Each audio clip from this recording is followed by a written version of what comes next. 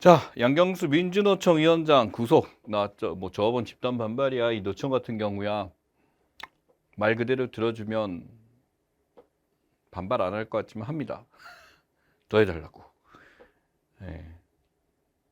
뭐 한국노총, 민주노총 두 개 성격이 좀 달라요. 그래서 여러분들이 기억해야 될 거는 민주노총이 지금 뭐 양경수 위원장이 위원장이다 이게 중요한 게 아니고요. 예, 실제로 이 두 노총 간의 성격의 차이에 대해서 좀 인지를 하시면 좋을 것 같아요. 한국노총과 민주노총 반정부 투쟁 계속합니다. 예, 그리고 실리적 조합주의다 그래서 어느 정도 이제 내고가 가능한 게 이쪽이죠. 예, 그래서 점진적이고 급진적이다 성격이 다르고요. 대부분의 조합수는 이쪽에 있으면 소규모 노조가 많은 게 이쪽이고요.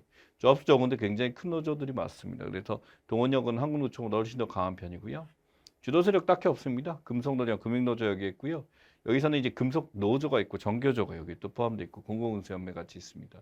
최근에 이제 운수연맹 굉장히 강해졌죠. 예, 그러면서 이제 택배나 이렇게 되게 됨으로써 나름대로 성향이 되고 대립과 타협 성격이 있죠. 가장 기본적인 겁니다. 사용자의 관계가 대립적이고 여기는 타협적이고. 그래서 어느 정도 이제 원만하게 처리하는 게 이쪽이라고 한다면 이쪽은 아니다. 노사정이 들어가고 여기는 진보정당 통해서 이제 정당적 활동을 하게 된다. 라는 거 기억하시면 좋겠습니다. 그 다음에 기본적으로 민주노총의 투쟁 방식을 최근에 차용해서 쓰고 있습니다만 연대투쟁이나 전제노동추, 가두시나 이런 것들 지금 총파업 이제 진행하려고 하고 있죠. 네, 그거 하고 있고요. 정부 지원 없습니다. 조합원 회비로 메인터너스 샵으로 이제 운영되고요. 이쪽 같은 경우는 이제 금액을 비공개하고 정부로부터 보조금 어느 정도 받으면서 인정되고 있다. 그래서 한국노총과 민주노총의 기본적 성격 차이에 대해서 이해를 해주셨으면 좋겠다라고 말씀드리겠습니다. 하나 임팩트입니다. 하나 이제 우리가 이제 삼성 이제 종합화학 받아들이게 되면서 하나 화학 떼고 이제 임팩트라고 하게 되면서 기존에 있었던 에너지나 PSM, 토마, 신에너지, 니콜라 라인까지 전부 다 이제 협정에서 이렇게 올라가고 있죠. 이런 업체들 모아가게 되면서 하나 임팩트라 이름 달았습니다.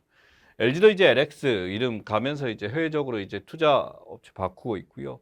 지금 이러한 이제 이름을 바꾸게 되는 새로운 간판을 달게 되는 이유가 이제 한국에 국한되는 게 아닙니다. 한국에서 어떻게 보면 그 기업이 굉장히 먹힐 수도 있습니다만 이전에 사명 변경을 통해서 어떤 확장성 있는 사업에 대한 비전, 미래를 제시하려고 하는 게 지금 기업들의 특징입니다. 모빌리티에 대한 얘기인데 보면 퍼스널 모빌리티 뭐 길거리에서 예전에 많이 탄데 요새는 많이 안 타네요. 이거 좀 사가지고 이렇게 되는 거. 통합 모빌리티도 있고요. 차량공이나 스마트 주차나 자율주행 모빌리티, 스마트 교차로, 수요응답 모빌리티. 모빌리티는 이제 이동을 하기 위해서 기동성을 뜻하는 거기도 합니다만 한편으로 그 타는 자동차, 기술 그 자체 또는 기술로 만들어진 산물들까지 포함해서 모빌리티라고 부른다라고 기억하시면 되겠습니다. 자, SK 에코프란트에 대한 얘기인데요. 대표적으로 지금 가변 있는 사업주 여기 보면 SK 에코프란트도 지오센트릭이라고 나왔죠. 예, 그래서 이제 여기서 바꾸게 되면서 하게 되는데 조직 개편이 이렇게 이루어지겠습니다. 비즈니스, 에너지, 스페이스, 엔지니어링 등등 하게 되면서 이제 해처 모여가 시작됐죠. 친환경 기업으로 하게 됨으로써 전사 조직 자체의 구조적 개편 SK도 똑같이 이루어졌습니다. 통화에 대한 개념인데 여기서 법정 통화에 대한 개념이죠. 엘살바도르에서 비트코인을 법정화폐로 하게 되는데 이게 되게 웃기지 않나요? 비트코인을 만다라고 한다면 우리 버스 탈 때라든지 길거리 무슨 뭐 붕어빵을 사 먹을 때 비트코인 낼 수도 없잖아. 근데 이 법정화폐는 결국 돈 받는 사람들이 어떻게 보면 어떤 이윤에 대한 것으로 볼 수가 있죠. 그리고 안정적이지 않은데 이쪽에서 하고 있습니다. 또한같이 정부 경제 신뢰 바탕한다. 실문에 기반하진 않아요. 그래서 신뢰를 바탕으로 하기 때문에 법정통 어떤 것도 교환될 수가 없다라고 하고 당연히 어떤 이 정부에서 원하는 대로 무제한으로 발행할 수 있다는 게 법정통의 특징이 됩니다. 엘살바도르에서 이렇게 하다 보니까 엘살바도르 내부에서 당연히 반발도 심하겠고 이걸 실제로 활용하는 것도 쉽지도 않겠죠. 그래서 이제 실제 통화에 대해서 우리가 알고 있는 기본적인 돈이 실물 통화라 그런다면 법정 통화의 개념에 대해서 조금 기억을 하시면 좋겠습니다. 그래서 금전적 채무나 이런 것들 할 때 법정 통화로 내더라도 이제 인정이 된다라고 하는 것 중에 하나죠. 그래서 비트코인에 대해서 지금 뭐 가격의 변동이 굉장히 심합니다만 내부적으로 여기서 반대 시위는 굉장히 클 수밖에 없는 게 특징입니다. 자, 그 다음에 국군 희망 준비적금, 장변 내일 준비적금 기존에 있던 것들이 이렇게 변경된다라고 나왔고 월 20만 원에서 40만 원까지 그래서 960만 1000만 원 이제 가져 나올 수 있도록 하고요. 5.0, 5.8에서 6.5% 내외까지 이제 늘려주게 됩니다. 예산 지원 추가 인센티브에서 돈을 더 주겠다라고 하고 당연히 비과세 가야죠. 그래서 과세가 아니라 비과세로 가고 참여은행 기업금리에서 굉장히 많이 늘렸습니다.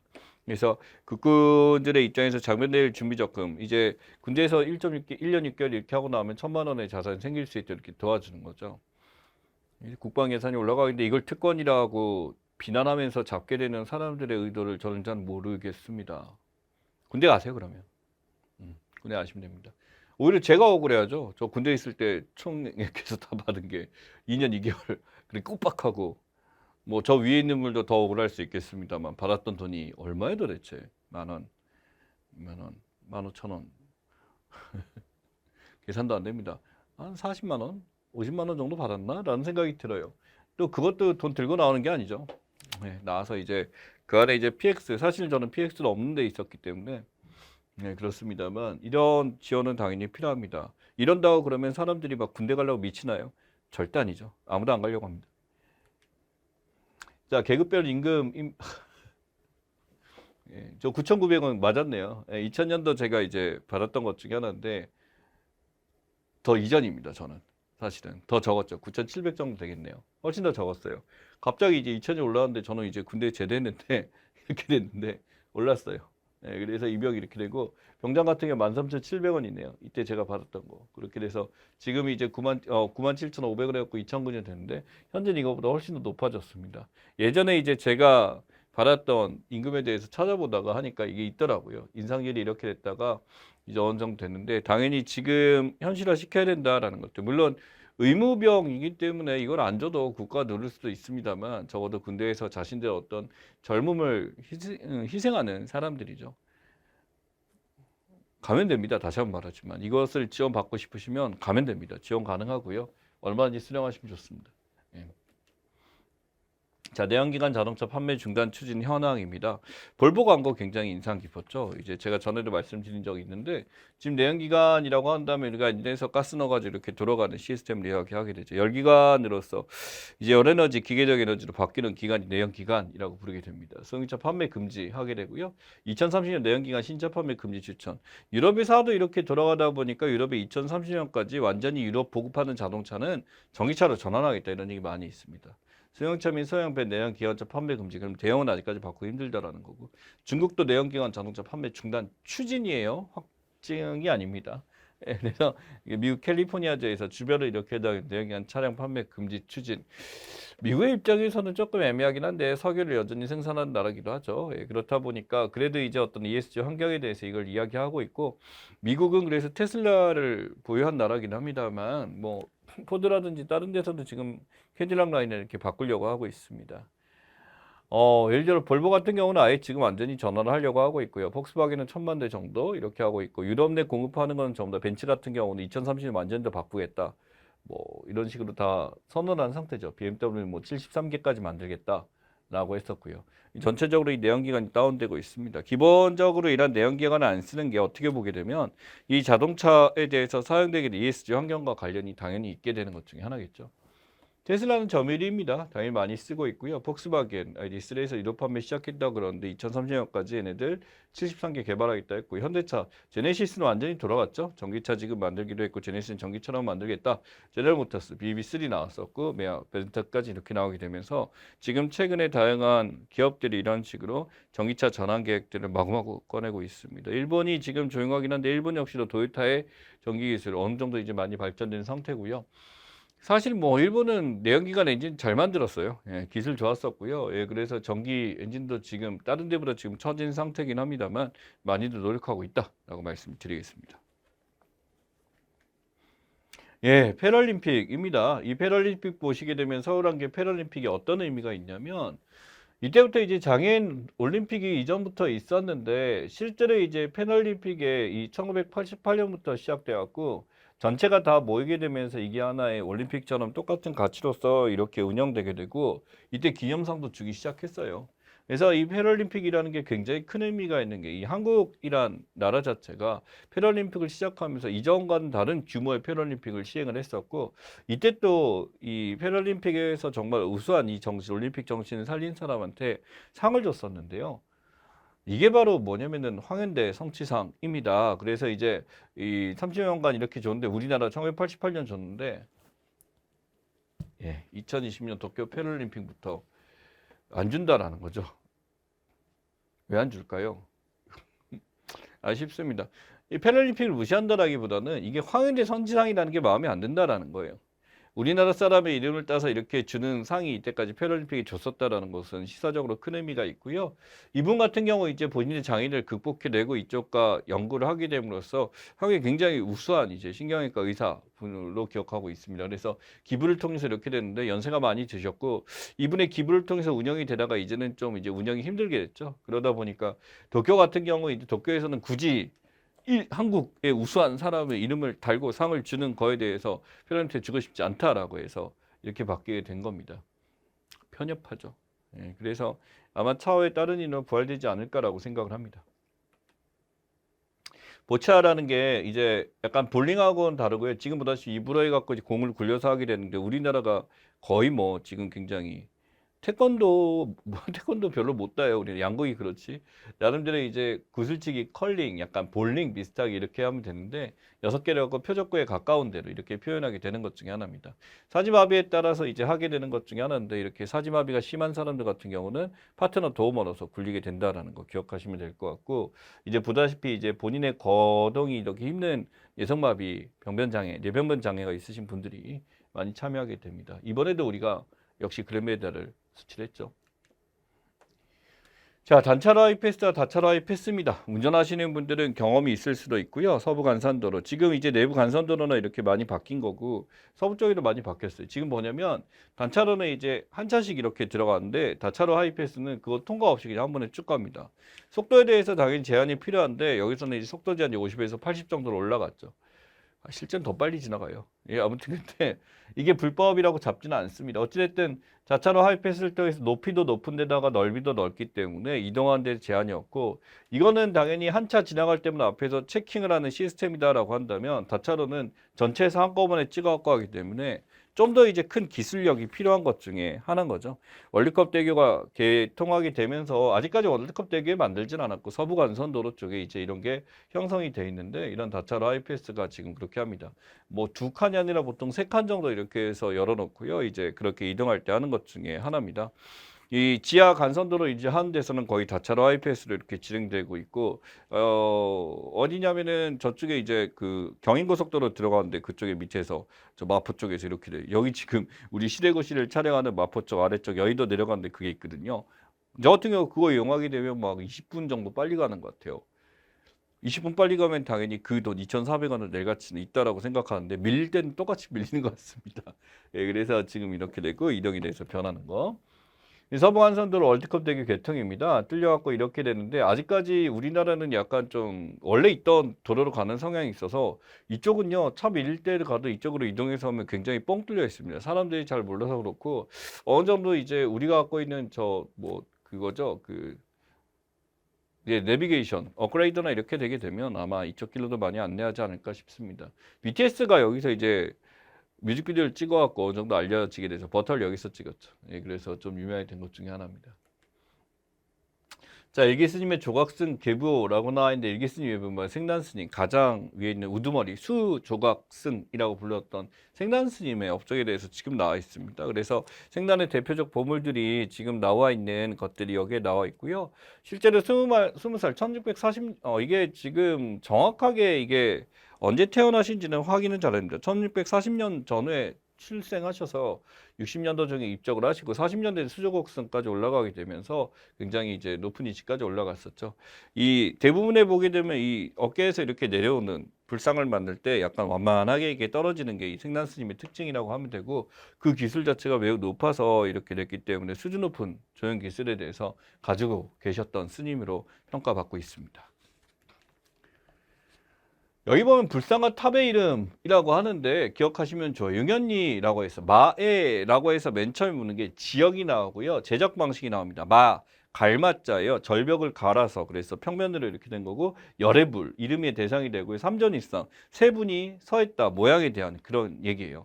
금동미를 재료가 나와 있죠. 미륵보살님을 반가 태도 이제 그 자세의 모양이 나와 있어. 반가에서 사유상 반만 앉아 있다 그래 다리를 이렇게 해갖고 다리 안 보이죠? 이렇게 다리를 꼬아가지고 앉는 거 닭싸움 하듯이 이렇게 앉아있는 그런 모습처럼 이렇게 되고요. 정림사지 5층 석다의는 정림사지 위치와 5층 모양과 탑의 재료 나와 있고 분황사학의 모전이 뭐냐면 이 벽돌로 만든 벽돌탑처럼 만든 이런 것처럼 뭐 이 모전이라 그래서 복사 약간 형식을 따라했다, 모방했다라고 하는 거죠. 예, 브랑사탑 같은 경우는 실제 이제 이 벽돌 모양의 돌을 쌓아 만들었는데 모전에서 만들었다라고 하는 게 이쪽이 특징입니다. 그래서 우리가 어떤 불상의 이름이나 탑의 이름을 보게 되면 위치라든지 또는 그 불상의 대상이라든지 또는 만든 방식이라든지 또는 실제로 그 상이 나타내는 의미 같은 것들이 다 담겨 있어요. 그래서 이런 걸 파악할 수가 있다라는 거 기억하시면 좋겠습니다.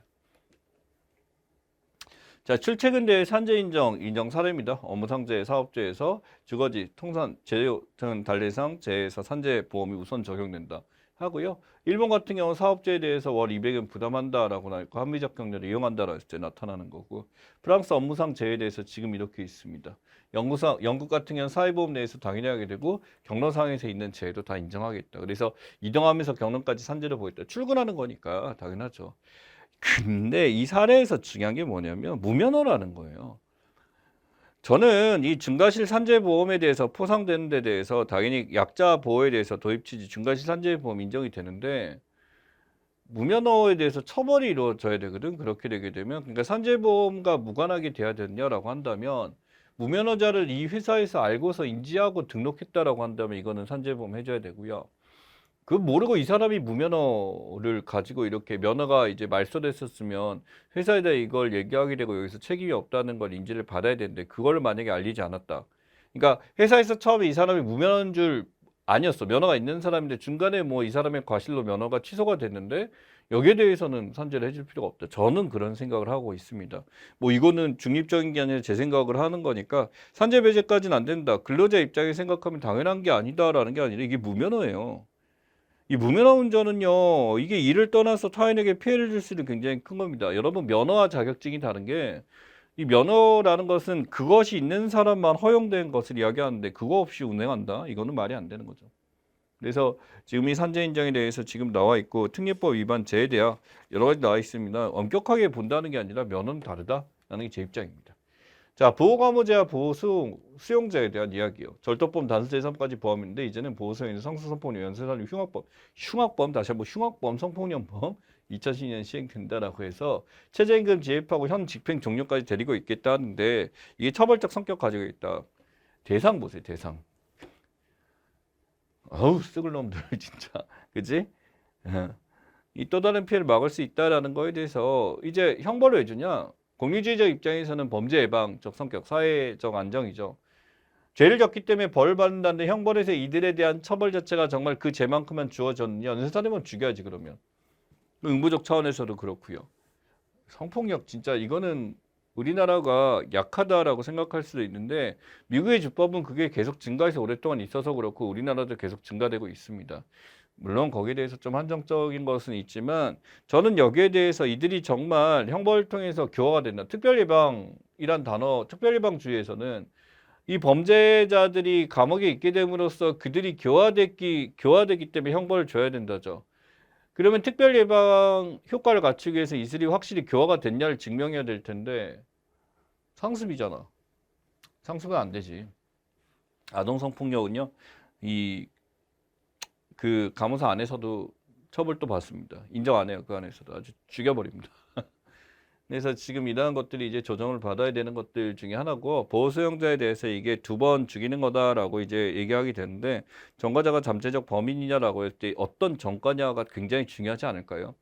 그러니까 단순히 전과자를 싸잡아서 그런 식으로 무조건 감호한다라는 것에 대해서 최근에 뭐 인권단체 그런 얘기 한다라고 하지만 우리나라 인권단체는 많이 바뀌었습니다, 여러분. 예, 기억하시면 좋고요.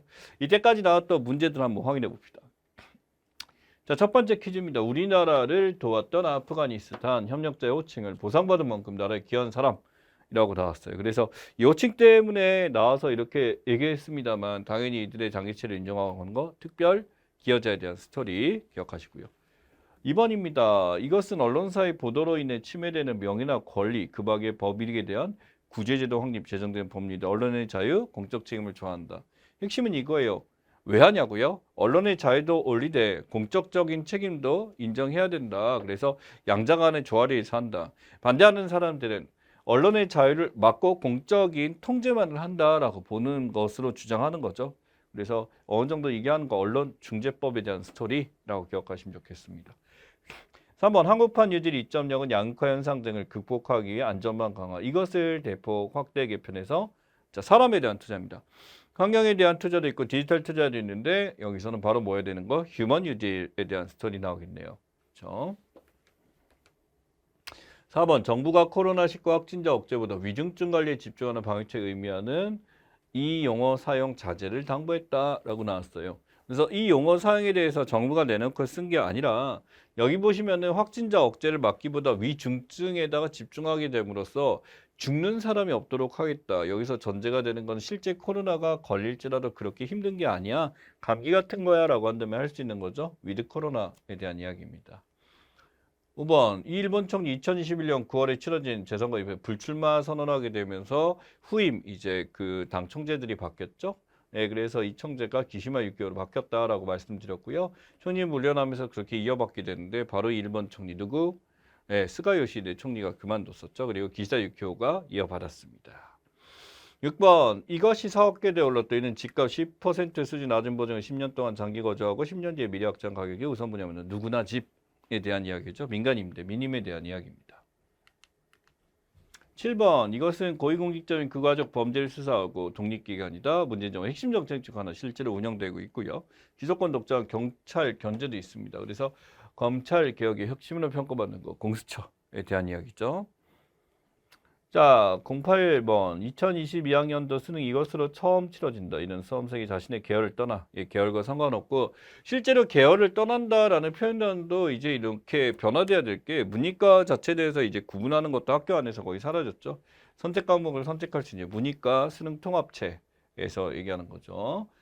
9번 중급한 트위터 참 이거 많이 올라오고 여기서 연예인 계정들도 있습니다. 한국 연예인 팬클럽 21개 정지해버렸다.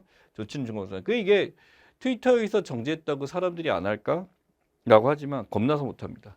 어떤 이제 다른 데서 활동하다가 이게 통제받고 되게 되면 힘들어지지 않을까라고 생각해서 이런 것 중에 하나고요. 이들로 친 중공사당 중앙인터넷 정부와 판공시 무질서한 팬덤에 대한 관리 강화 법안 말은 이렇게 되지만 어떻게 보면 어떤 문화적인 통제를 가하겠다라는 어떤 액션 중에 하나다라고 보시면 될 것 같죠. 웨이보입니다. 10번 이것은 금품 수수 금지, 부정척당 금지, 외부 강의 수수료 제한 세 가지로 구성되어 있다. 외부 강의 수수료 제한인데 그래서 공직자들이 외부 강의를 할 때 비용 자체가 합법적으로 신고가 되고 정해져야 돼요. 그래서 수수료 제한이 있게 돼서 진짜 최소만 받게 되는 거죠. 그러다 보니 굳이 외부 강의를 하는 것에 대해서 이제 뭐가 있냐면 외부 강의라는 면목으로 이렇게 마이크 잡고 1시간 정도 한 다음에 엄청난 금액을 쥐어주는 경우가 많이 있었거든요. 네, 그래서 이제 제한하게 된 겁니다. 청탁금지법이고요.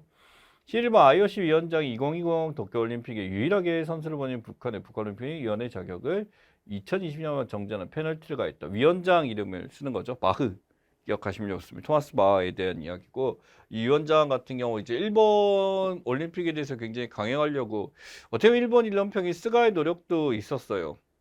노력이라고 하니까 잘했다는 의미가 아니라 노력했다라는 거예요. 왜냐하면 자신의 지지를 끌어올리기 위해서 이 올림픽을 강행을 하고 노력을 했죠. 실패로 돌아간 거예요.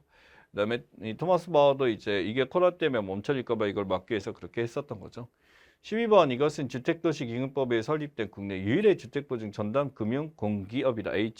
HUG에 대한 이야기죠. 주택도시 보증공사. 예, 처마튼 유엔 대사, 쿠데타 이전 이 미얀마 고문이 이끄는 민주정부가 임명한 대사, NLD가 이끄는 거죠.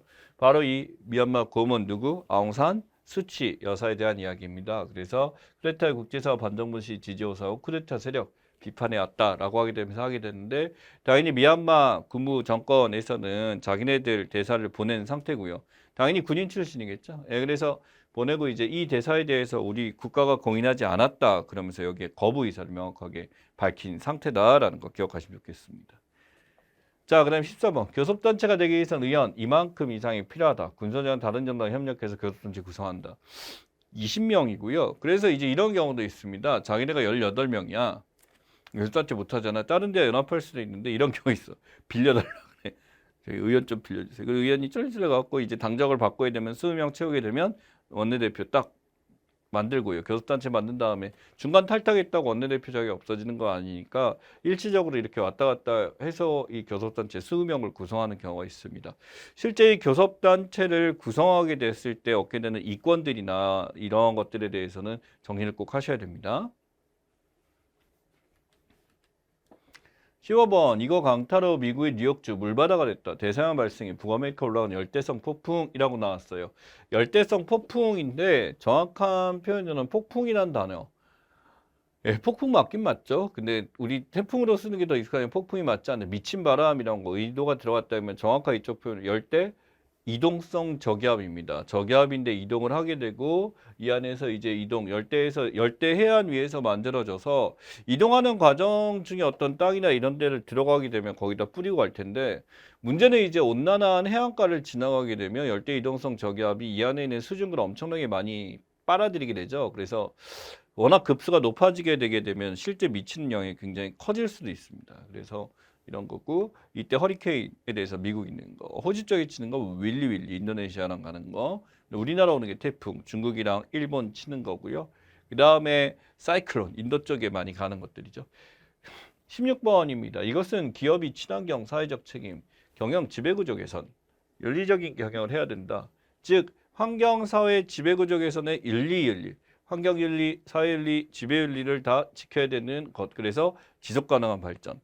ESG 경영이죠. 그래서 엔비ronmental 소셜에 대해서 가버먼트에 대해서 나오고 여기 윤리적 경영 지속가능한 발전 나왔어. 지속가능한 발전도 ESSD라는 명칭이 있죠. 그래서 두 가지에 대해서 같이 기억을 하시면 좋겠습니다. 17번 이것은 심리학적으로 사람은 주변환경에 노출되었을 때 자신이 알고 있는 것에 더 쉽게 반응한다. 그러니까 이게 뭐냐면 우리가 뭐 어떤 영상을 이렇게 보는데 별 재미가 없어. 재미가 없고 막 이렇게 보는데 갑자기 자기가 아는 게 나 가봤다고 저기 하면서 뭐 이런 것들. 예를 들어 막 뭐 음악이나 이렇게 유럽 영상 이렇게 나오는데 예를 들어 제 부인 같은 경우 이제 프라를 되게 좋아해요. 프라 거기만 저기라고 너무 좋다고 막 그러면서 그 추억에 빠지거든요. 이런 거하고 똑같은 게 선택적 인자하고 비슷한 건데 확증 편향입니다. 내가 지금 갖고 있는 거에 대해서 지금 내가 보는 것, 기대하는 것에 대해서 이쪽으로 치우친 인지를 이야기하죠. 현행동물보호법 중 이것은 개, 고양이, 토끼, 패럿, 기니피그, 햄스터 등 6종만 구정되어 있다. 이 동물법에 대해서 우리가 기억해야 될 게 실제 반려동물이 어디까지냐라고 하는 거죠. 반려동물은 여기까지만 포함되어 있다. 그럼 여기 보니까 이제 제가 아는 학생이었어요. 이 친구는 뱀을 기르더라고. 지금 안 들어가는 거죠. 19번 서아프리카에 위치한 기니피그 기니에서 반군 세력에 의한 쿠데타를 했다. 쿠데타 주도한 여기는 1830년 프랑스 식민지를 통제해 창궐된 육수군 소속의 정부 부대이다. 이 프랑스 웨인 부대에 대한 스토리고요. 이 웨인 부대가 이제 쿠데타를 하게 되면서 기니의 반군 세력 쿠데타 일어났고 여기 대통령이 이걸 붙잡고서 지금 삼선을 하게 되니까 여기에 반군을 들고 이렇게 됐었죠. 그 대통령이 뭐 잘했다라는 건 아닙니다. 어떤 정부에 대해서 이제 나름대로 자원도 많고 이런 것들에 대해서 국민들에게 좀 더 이제 비전을 보여주고 이럴 필요가 있었는데 그걸 제대로 보여주지 못했었죠. 20번 서울 도심에서 불법 시위를 주도한 혐의로 양경수 민주노총 위원장이죠. 이렇게 쭉 자기 이제 뭐 이제 가려져 있습니다만 자기가 이렇게 정부에 통제당했다 이걸 보여주면서 어떤 이미지를 보여주려고 했는데 해당 연맹 1990년 11월 노동자 권익 도모에 설립된 대표 노동자 95년에 만들어졌고 민주노총에 대한 이야기고 한국노총과 구분하는 거 매우 중요하고요. 최근에 있었던 중에 민주노총 소속 지회였죠. 지회에서 이제 던킨도너츠 SPC 공장에서 거기 기름때 이렇게 했었던 거. 물론 다른 SPC 공장 다 더럽다라고 해서 내부 고발자들이 있습니다만 저 그런 생각 드는 게 대부분의 공장에서 완전하게 투명하게 이렇게 만든 데가 그렇게 많을까? 라는 생각도 들었어요. 물론 이제 그걸 보고 던킨도너츠에 대해서 구매하고는 욕구 자체는 그렇게 크진 않아졌습니다만 기억을 하셔야 되겠죠. 21번 중미 여기가 2021년 9월 세계에서 처음으로 비트코인을 법정통으로 인정한 나라가 됐다. 어디? 엘살바도르의 나라입니다. 그래서 엘살바도르에서는 법정통으로 비트코인을 도입하게 됨으로써 내부적으로 이걸 활용할 수 있는 어플이라든지 이런 것들을 마구 공개하고 있는데 제대로 돌아갈까요? 안 되겠죠. 그러니까 약간 너무 도전적이지 않았나라는 생각이 듭니다. 22번 이것은 병사의 저녁 이후 목돈 마련 지원하기 2018년 8월 출시된 고금리 자유적립식. 자유적립식입니다. 자기가 이제 적립하고 40만 원 한도 내에서 정기 적금하게 되고 꾸준히 붓게 되게 되면 980만 원이니까 거의 1,000만 원 돈을 이제 마련할 수 있는 것 중에 하나죠. 6.5% 가져가게 되니까 최대. 그렇기 때문에 지금 하는 거고 이전에 갖고 있는 장기 적금과는 성격이 다른 것 중에 하나다라는 거 말씀드렸습니다. 장별 내일 준비 적금이죠. 이름 바뀌었고요. 23번 2021년 9월 현대차 고급차 브랜드 제네럴모터스, 벤츠, 볼보 차, 석유연료를 이용하는 내연기관차 중단. 이제 내연기관차라는 게 이제 시대적으로 사라지는 게 되니까 내연기관이 상식이라기보다는 전기차 구조에 대해서 사용되는 단어들이 오히려 더 출제될 가능성이 크지 않을까라고 저는 생각을 합니다. 24번 2020년 도쿄 패럴림픽에서 바로 이것이 패럴림픽 9회 연속 금메달 우리나라죠. 볼링과 유사한 방식으로 컬링도 비슷하고 약간 구슬치기 같은 거 한 개 흰색 표적과 6개의 빨간 파란색 공으로 진행된다. 바로 보치아에 대한 룰에 대한 설명이네요. 25번 2021년 9월 개통한 서부간선 지하들의 하이패스 달리 분리시점 없애고 주행 중 차량 변화가 인생되는 주행 중 그냥 훅 달려도 알아서 인식해서 이제 번호 뜨고 하이패스로 빠지는 겁니다. 바로 다차로 하이패스에 대한 이야기. 그래서 차로 구분이 없어졌다. 차로간 분리시스템이 없어진 하이패스라서 이전과 구조는 같습니다. 26번 조선후기 조각수 2분의 대표작이 보물로 지정된다. 광주당에서 목조 지장 3종 분산이나 시황상 일괄들 대표작 4건들 이거 말고도 다른 쪽에 이제 김해에 가 있는 거라든지 또는 구례에 있는 거라든지 여러 가지가 있죠. 바로 생난 스님의 작품들에 대한 이야기입니다. 자, 그래서 한 자리씩 퀴즈로 만들 거 필수 시사상식과 문제에 대해서는 다음 시간에 보도록 하죠.